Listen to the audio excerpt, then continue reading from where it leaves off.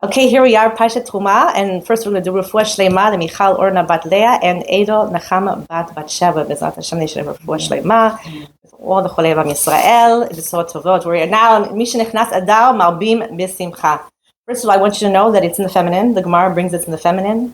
What's the Marbin and not Marbim, right? So the letter Nun is one in a way of Nefila, it's one of falling, but it's also the feminine of arriving at the 50th Shal of Kedusha in Torah. And that always Hashem saves us, though, from the 50th level of Tuma. So we are going to increase in a feminine way of realizing that there's always Tikva Imuna. This is the feminine koach of the M, the Ima, as we enter the month of Adar, Parshat Teruma. And what does it mean to enter into the month of Adar? Why not start the month off with Adar, right? Is because you need to enter into the mindset of Adar, which is Aleph, the Kadosh Baruch Hu, is one, and Dal, that we're living, a Dirah, right? Hashem has to live with us, and then we can augment in our simcha, the machshava.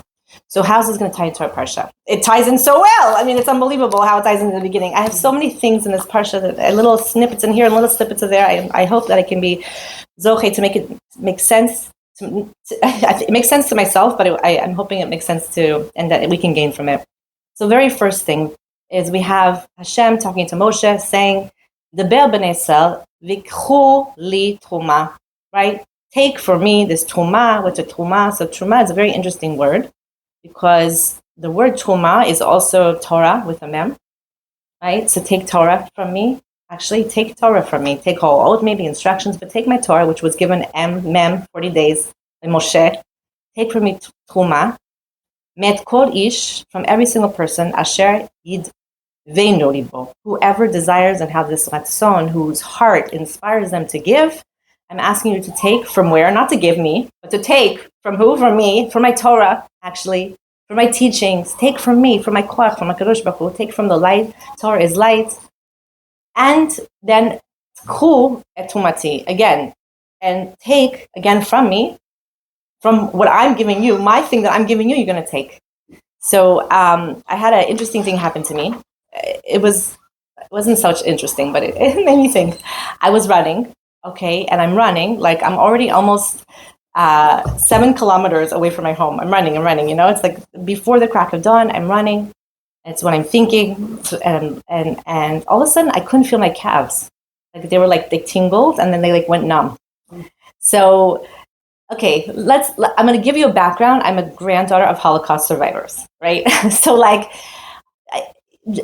there is, I think, a generational trauma of growing up always expecting and thinking the worst. I remember when I met my in-laws, my beautiful, gorgeous Syrian in-laws who came to Mexico in not them, but their family, in 1908, there was never, everything my mother-in-law said was positive. The positivity of it's all good, todo está bien, everything is good was her mantra. My family's mantra growing up is you're going to die.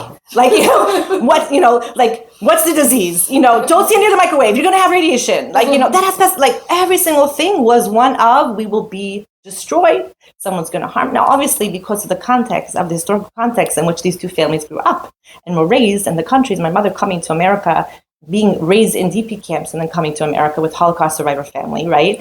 And the whole life of one of survival is negativity, because better you should expect the worst so you won't be disappointed than to hope for the best. That's how I grew up. Expect the worst, predict the worst, do self-fulfilling also prophecies of the worst because of this trauma. And I had to actually, from a young age, unroot myself of that, and I think we all do, because Am Yisrael, we've gone through trauma. I mean, Yetziat Mitzrayim was, we're one way or another, one generation or another, we are very steeped into this trauma. And I'm running, right? And as I'm running, my legs I can't feel my legs, and of course, so my first maternal way of going to is, okay, something's really wrong with you. Oh my God, and then I could see myself already in this horrible state, going down, this is all within seconds, already my mind is going to my children and not being able, God forbid, right? All these horrible, horrible thoughts, and I'm still running. So even though I can't feel my legs, they're working. And then I'm can I change this for a minute? And I said, Hashem, I just want to now start thanking you. I'm still running. because you've given me legs that have been working for like, I'm 47 years. And think how many steps I walked and how many dances I've danced. And I said, you know what, whatever the fate is going to be of me not feeling my legs right now, I don't want Magiali. I don't want this attitude of like, what's going on? It's not fair and it's not right. And how dare I don't feel my legs? No, I'm going to. Now, mind you, again, this is not a person. I wasn't like in a real challenge. It was just like a couple of minutes where like I really did not feel my legs and my imagination is already going. We know Koach HaDemayon is the Yetzirah into the darkest of moments. And I'm like, Hashem, everything you've given me is a gift. Hashem saying, take from me, because anyways, what you have is yours. You think the gold is yours, the silver, the copper. You think that the turquoise, I'm asking you to take from anything I'm giving to you. What's the problem? You're giving it tzedakah? Who gave you that money to give it tzedakah to? And then all of a sudden, I'm like, okay, let's stop. Shake out your legs or something, like do something different. I think my shoes were like pinching the nerves. I like started to then feel the sensation, and I kept running. And the switch was, besides obviously I had to stop and shake out my legs, was that instead of always this attitude of like, why it's so unfair, it's not, why is this happening to me?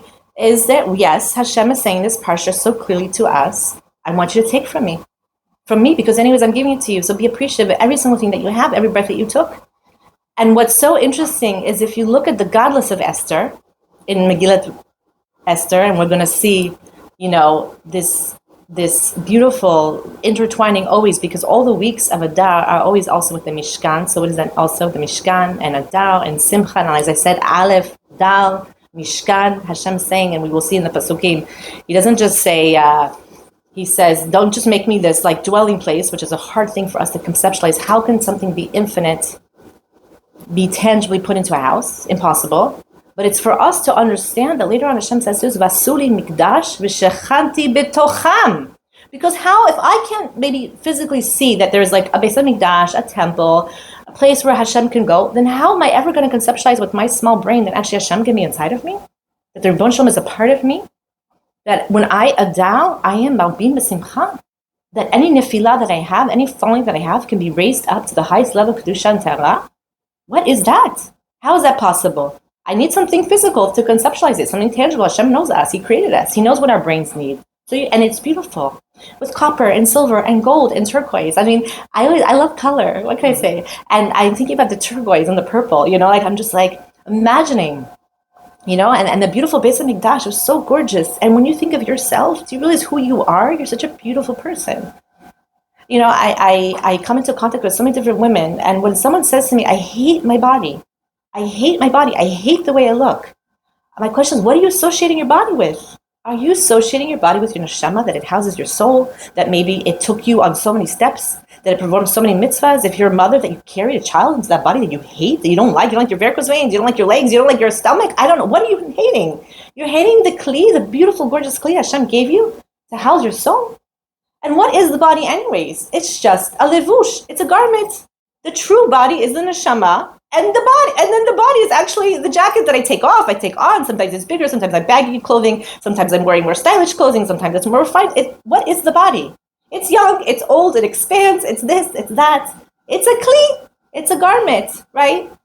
And I have to realize Hashem is within me. And what's the godless of Esther and this whole entire, we're going to look also at the idea of the Megillah and what's being revealed to us, and I want to look into it with the menorah.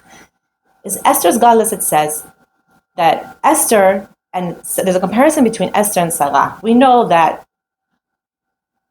the amount of provinces that Esther reigned over, right, is compared to the years of Sarah's life.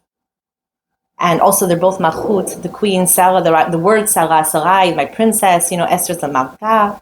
But what's the connection here that's brought down by Rabbi Natan? He says that the words used is Mea Shana, Esrim Shana, and Sheva Shanim for Sarah. What does that mean? It actually is coming from Mea. It's a big number, and yet it's a small. Shana is one. Esrim is a big number, and yet it's used in the singular as one. But Sheva, it's plural. It's a lot. What is this teaching us? That when we have humility and we realize that Kadosh Baruch Hu, it's all you. It's all you. And that humility is actually what makes us big. The Sheva, small number, is big. And the Mea is Slim, where you're like, oh, hugeness, the greatness, person, Haman, who was so arrogant and so big. And everyone had to bow down to him. He was nothing. He was a small number. He's nothing. Arrogance leads us to nothingness. And the godless of Esther is that when she was nobody, and when she was the queen, even saving the Jewish people, she was the same consistent person who was as consistent as also the lives of Sarah were consistent and good. It was because of humility. And if you look at the word nun, the way the nun is written, it's with a little tiny chuk, like almost like a person standing up but bent over. It's humility, right? And the idea of a nes is, as I'm going to bring in something that I learned that's very beautiful teaching from Rav Shai Itri, is that we're going to see something also about this samech, which is a circle, that inside our lives of the circle of the going and the rat race, or I should say the hamster race, and going around and around and around, if we can stop, get a line of connection, but with humbleness, then you merit a nas. And where do we sing this also? I mean, first of all, the whole entire Megillah, not once is it written Hashem's name, and not once is it written about a nes. Haggadah Pesach, we have all the nisim in the world, which Haggadah Pesach is the same as Sukkot, and also Shavuot, the lightning, the thunder, like the miracles that happen, and all, we hear about, or like, the incidents that we have, the sun stopping, with Yeshua, and all these things, such miracles happening, right? Even Hanukkah, which actually wow, look at this little bit of oil that lasted 8 days. There's like a very gilui nes of something that was different. And when it comes to Purim, there is nothing in it that seems like it's miraculous. Everything is a coincidence. By the way, Vashti gets killed. By the way, there's a big feast. There's a big feast. And by the way, Mordechai says, don't go to the feast. And they don't listen. And by the way, Esther is the one chosen to be queen. And by the way, she listens to her. I don't know what Mordechai was to her, if he's her, maybe his adopted parent and / maybe partner. But she listens to Mordechai. That's also, it seems like normal, but it's quite miraculous to listen to somebody when you're in the palace for 9 years and you're still able to maintain yourself. And it looks like a miracle. It doesn't look like a miracle. I mean, I look at it as a miracle that you eat kosher for 9 years and you keep Shabbos, and you're actually making it so that your maids are not the same day, so no one knows if you're keeping Shabbos. But that looks like natural. Like, oh yeah, every day I have a different maid. There's no miracle there. And by the way, the fact that Haman was hung on his own gallows, that's not really so miraculous. But the miracles are beyond, but yet we don't see them. Why? Because I think part of bringing out a miracle is the humility and the humbleness. But there's something about the miracle that we're going to look at. And I want to actually skip to the menorah. In this week's Parsha also talks about the menorah, right? And the menorah, it says, I'm sorry. In Pasuk Chaf-Hei Lamed Aleph, it's Vasita Menorah Zahav Tahor, right? To make this gorgeous menorah. Now, other things in the Beis Hamikdash, in the Mishkan, were like wood, gold-plated. There was a lot of like gold-plated wood, inside, outside, gold, but middle part wood. The menorah is something that's only gold. It's only Zahav. It's one piece, right? And Rashi brings down that Moshe, it was very hard for Moshe to understand. How is it possible, the menorah, which symbolizes light or Torah, how is it possible that I can have something that's just pure? Meaning, a lot of times we're looking and running around for wisdom. Say, oh, right, let me see what this person says about this. Let me see what this method says about this. And let me see. No, it's true. You can gain tools by learning different methods, mythologies, wisdoms. But ultimately, do you realize that the only thing that we need is Torah? And it's pure? And not only that, but Moshe was like, I don't get it. Number one, I don't get how to make it. It's not in pieces. I didn't weld it together. I'm supposed to have a straight thing in the middle, and then this like circular kind of, branches with circle cups. So he couldn't get it. I don't understand it. And so what does Hashem say to him? Just throw the block of gold into the fire. No, he says la'or. Rashi brings in, throw it into the light, which light is fire. But also, Sfei Kodashim bring in what is throwing it into the fire? It means throw it into the Torah itself. You don't know how you're going to do something. I'll tell you right now, as Purim season starts, and I'm telling you, yesterday I stepped outside and I'm already hearing the cars blasting the music because it's a hood.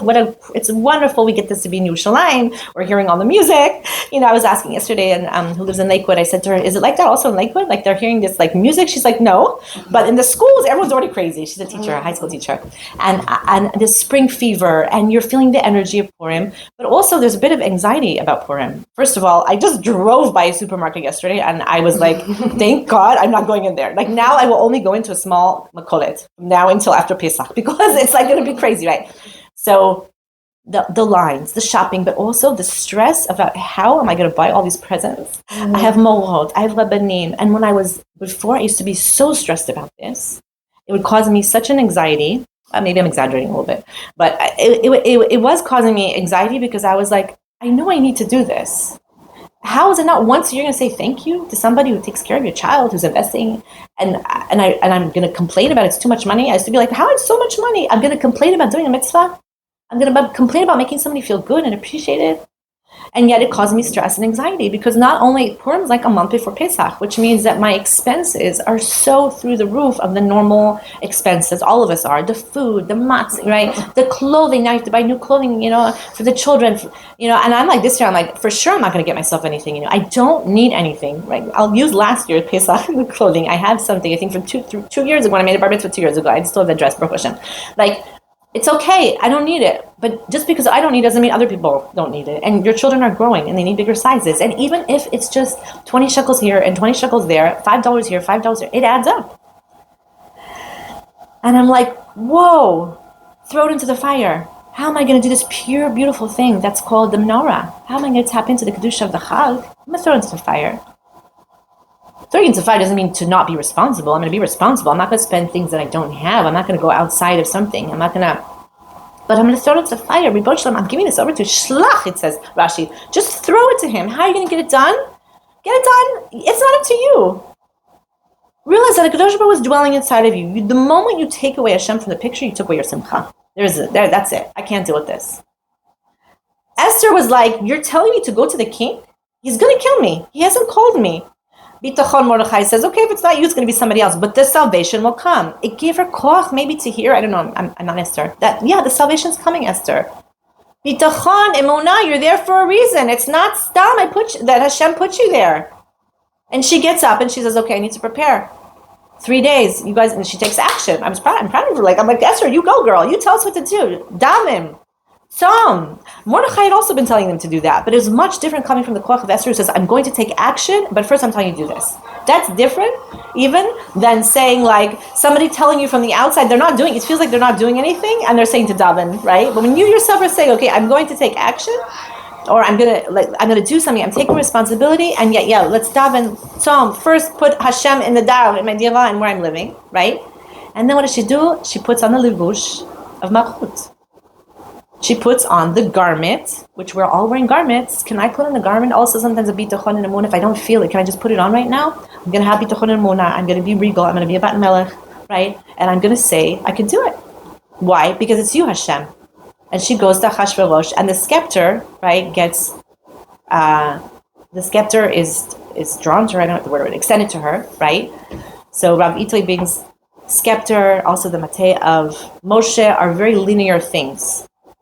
Right, they're aligned, and also the Moshe's mateh was something like go forward, the sea, make a motion, like a movement. We're going forward, right? And also the makot, I'm bringing something in, and it's something. So, do we know the story of Honi?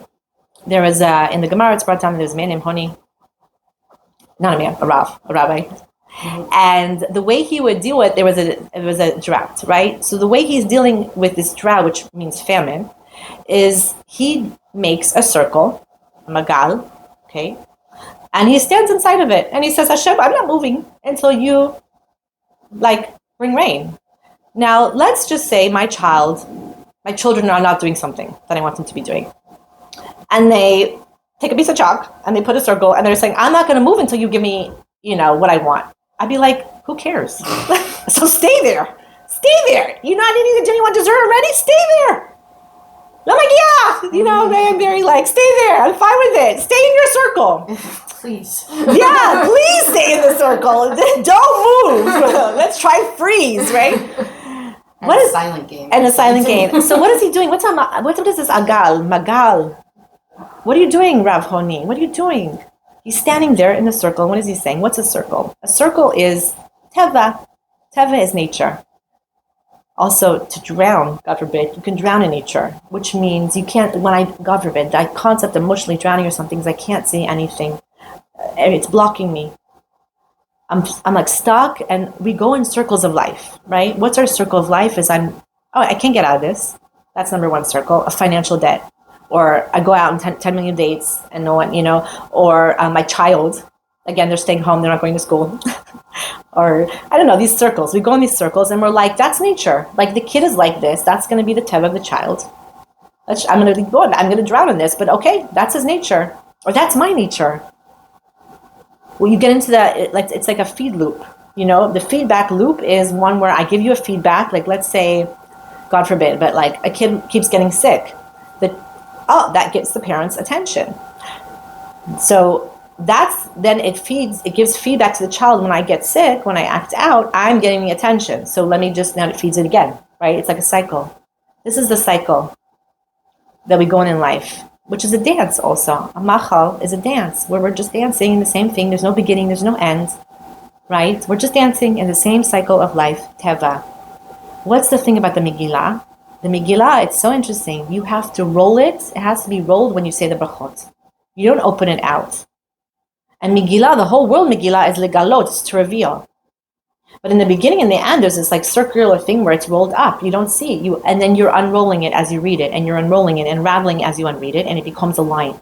Also, the Megillah, according to halacha, the Megillah is like a Sefer Torah and halachot of Sifrut, which means that there has to be lines. Tefillin doesn't have it, but mezuzah, the Sefer Torah and the Megillah has a line. It's like, so it means it's the same level as Torah. And also when Mashiach comes, the Megillah is going to be as it's the same level as Sefer Torah, right?